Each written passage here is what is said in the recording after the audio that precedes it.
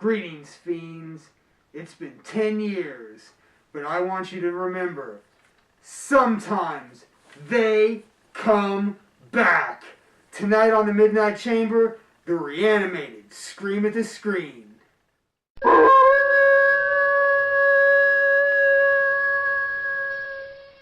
year was 2007, and man, it was just a year for fucking horror punk. So many damned fine shows. Cincinnati was popping off. The scene switched from Dayton to Cincy. And there was a band called Pagan Holiday 1313. Fucking awful band. Not great. You will find out really quickly that I attribute all that to Mike Pagan, because as soon as most of the band quit, they formed a little band we know and love called the Reanimated. And I believe that they left that band in 2006, but I seem to remember seeing them early in 2007 at Sudsy Malone's.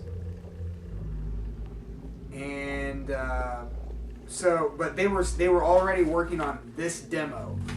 Like, not many people have this demo. It was practically local only, and then digitally online. What a fucking record. So, the Reanimated, Cincinnati, Newport, Kentucky, which is just South Shore Cincinnati, essentially. Started in pretty much late 06, 07, and it was Bottled Lightning. When they left Pagan Holiday, they took one song that they had written together, and that was Virus Andromeda, and they just put together, Adam had a few songs, Eric Stitches had a few songs, Jimmy had a few songs, and it was Bottled Lightning. They put their shit together, and boom! What are you gonna say? We get Scream at the Screen. Let's see here. So let's cut right now, and we'll take a look at the record, and then we'll get into the specifics. Okay, here we have the Reanimated Scream at the Screen. I mean, look at that. Just right off of fucking Psycho. Absolutely killer fucking artwork. Really sets the mood for this record, if you ask me. And I do have one of those bandanas.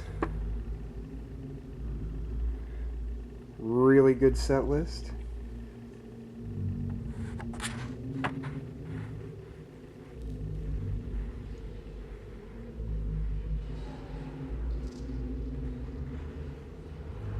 See, Pumpkin Slut, horrible fucking band name, but also so bad it's good.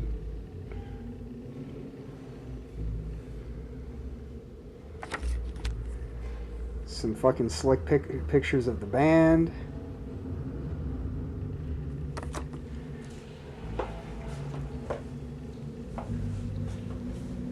While I've got it right here,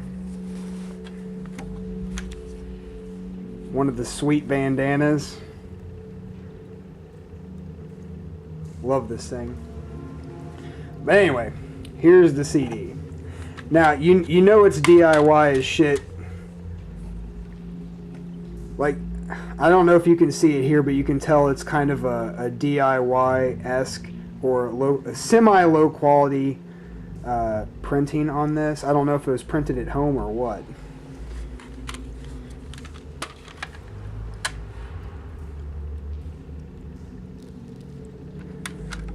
Now the demo, mine's old and beat up because I've listened to it so much. It's literally just an 8.5 by 11 piece of paper, printed and folded over and glued. iconic skull from them.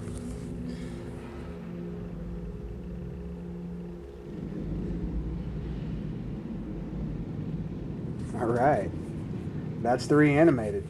So like a bolt of lightning straight out of hell, we get Scream at the Screen. Album was recorded at Adam's house. Everything was done in-house. The artwork, the recording, everything. I was talking to Stitches earlier this evening about this, and he was trying to remember, give me some details on everything, and a lot of it I was kind of there for, so I almost had a better memory for it than he did, but not all of it. I wasn't there for any of the recordings or whatnot. It seems like there was a lot of shenanigans, but those guys are going to get into it, because in 2008, Scream at the Screen hit the fucking pavement like a fucking nuclear bomb. And it didn't help. Okay, so Stitch's girlfriend, we'll just call her his wife. I'm not sure. I don't think they're actually married yet. Or ever will be. Whatever. Stitches and Abby, they go together like peanut butter and jelly. They go together like blood and a dance floor. And Abby was the manager of the band, but Abby was also, she was a prolific booker in Cincinnati. She's taken this year off, but the girl can fucking book shows like nobody's business. She's been booking shows for 15, 20 years, I don't know, but like every major horror event that has happened in the last 15 years, rarely was it anybody but her. So the Reanimated guy, they just slid in on the opening slots of so many great shows, and then the music was fantastic. They went from being in Pagan Holiday 1313, a shit band. It's like Mike Pagan was just the kill switch of something epic as hell. And boom, there you go. You've got fucking Scream at the Screen. They put their heads together and wham! And they got all those opening slots and just spread like a fucking virus. Andromeda. Just saying. So, this record, I'm sure a lot of hardcore horror kids out there know the Reanimated. Their stuff gets all over the internet like wildfire. Finding a physical copy of this fucking release is nigh impossible. I was told that the album was pressed at Queen City Audio, and at most there were 300 physical copies of this bitch. 300. And I got one. I mean, but everything was practically, it was in-house. And and shit's expensive. And most of us here in Ohio, we're a bunch of broke motherfuckers. Ohio is a working class fucking state. Working class. I don't think I know a band from Ohio. Fuck, I don't know a horror punk band that isn't a working class band. I mean, the Misfits maybe, but that's over here in La La Land, or Zombie Land, what the fuck ever. Anyway, I am fucking rambling. But yeah, so this fucking record just dropped like a bat out of hell. And it's super hard to get a hold of. I mean, I was friends with the guys, so I've got all kinds of weird shit sitting around from them, and I absolutely adore the band. But every one of these songs should be known by every horror punk across the land. I mean, the album kills. Scream at the Screen, Resurrection 85, They Live, Devolution, Watching You Die, Virus Andromeda, The Nightbreed, Sometimes They Come Back, How to Raise the Dead, We Eat People, Watching You Die, the acoustic version with Veronica Grimm on it.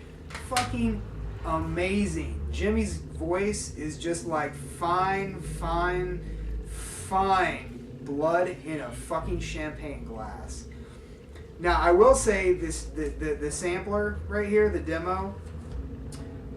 These are different cuts than on the album, and this demo is hard. This demo is really hard. This demo might actually, some of the cuts on this might be harder than the album. And the demo has How to Raise the Dead, Sometimes They Come Back, Resurrection 85, They Live, Scream at the Screen, and Nightbreed. Damn.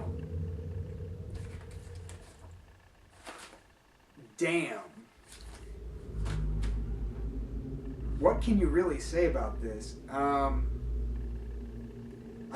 have the CD release show. Stitches gave me the CD release show video years ago. It might be, parts of it are floating around probably on Abby's YouTube page. I'll link some of that here, and I will also link the video to Devolution down here.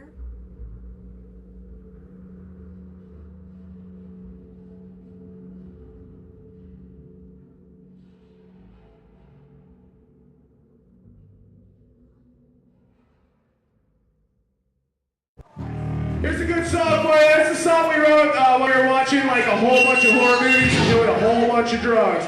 It's kind of about the Wolfman, but you'll get it. This one's called Scream at the Scream. Whenever you got it, bud.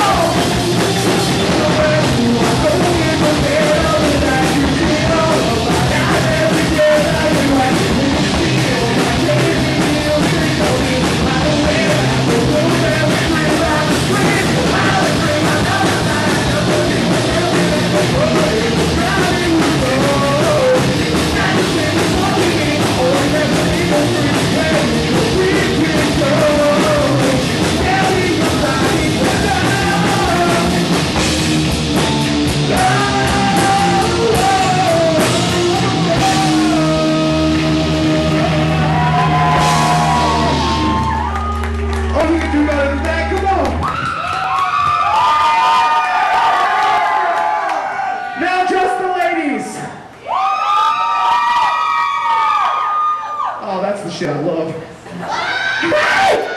Two more. This is about my favorite movie. We came here tonight to kick ass and chew fucking bubblegum, and we all had a bubblegum. This is called They Live. Play that shit.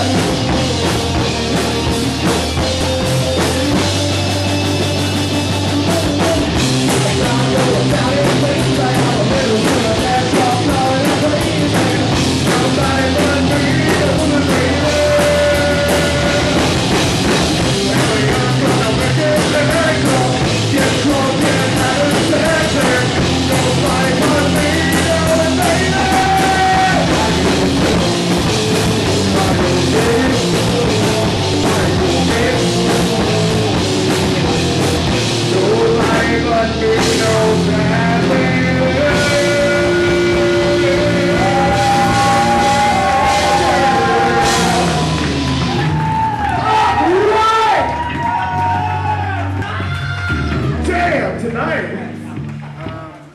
But the CD release show was held at the Poison Room in Cincinnati, which has changed names like 50 million times, like every other fucking Cincinnati bar. And I have seen so many bands at that place, and half the time I don't even remember what the name is because I knew it as the Poison Room. It has a giant pole in the middle of the stage. I'm pretty sure Blitzkid's last show was there, along with the Reanimated, and I got this. I've sung with them a lot. I have pictures here and here of playing with them, and it's always a good time. Those guys are all up for some shenanigans. It's always a blast. And keep in mind, this is the 10-year anniversary of Scream at the Screen. It's a good year for horror. This is an album. Get online, track it down somehow. I doubt you're going to find a physical copy of it anywhere, but it is worth tracking down. MP3s, as shitty as those are, fucking find them. It is so worth it. Killer record. I can't gush about it any fucking more. I can tell a cool story though, because maybe 6 months to a year after the album came out, I was down in Cincinnati going to a Reverend Horton Heat show. It was Nashville Pussy, Reverend Horton Heat, and Hank III. I had gone down with one of my old bands who were a bunch of dicks and like way older and just out there, bunch of douchebags. Well, the guitarist of that band he gets kicked out of the show for smoking in Bogart's because the show was at Bogart's, bigger bands. So I'm like, well, fuck, I've already seen Reverend Horton Heat just like 6 months to a year before, so I'm gonna go out with him. Well, I go out and hang out with him for a little bit. Then the son of a bitch leaves me out there, sleazes his way backstage with Nashville Pussy. Somehow he's backstage, I'm stuck out back. I just get so fed up with it. I call Stitches and Abby and have them come pick me up. And they grabbed me, and then some people I was with right after, not even 10 minutes after they snagged me, the people I was with got mugged. So, crazy fucking night. Then it starts rotating into this weird nerd-filled fucking craziness. We end up at this really cool gay bar down in Covington, which was, I'm not really into bars, but we stopped there for a little bit. Hey, no rednecks. No one's gonna try to beat our asses, so that was always a bonus. And then we head back to Stitches and Abby's house for 80s cartoons and video games. And then me with a machete. That was a good time. And we just fucking hung out and did our thing. That's Ohio. What can I say? Me hanging out with a machete. So, yeah. And, plenty of show stories, but some of the personal stories, if I got them, they're a lot funnier. I've got some doozies for right around the time the Reanimated's Fury of 58 came out. Whew! Boy, that was a time period. Shit was heating up. But I'm not going to talk about that now. We're going to move along. But anyway, yeah, Scream at the Screen. Fucking killer record. Not a filler track on the whole thing. It is funny though, the song We Eat People, if I remember right, Jimmy never liked that song. Someone in the band, or a couple people, never liked the song. I thought it was really fun. Because we eat people and we don't know why. Got a problem with cannibalism, but who cares? I don't. So, yeah. Check this record out. I've rambled on long enough. Get it if you can. And at this point, you're going to have to fucking steal it. Expect possible things to happen this year for the 10-year anniversary. We all know the Reanimated's broken up, but it doesn't mean the boys don't have love for this record. So just keep your eyes peeled. I don't know what's going to happen. Something might happen because, you know, like we always say, sometimes they come back. Just like you will to the Midnight Chamber.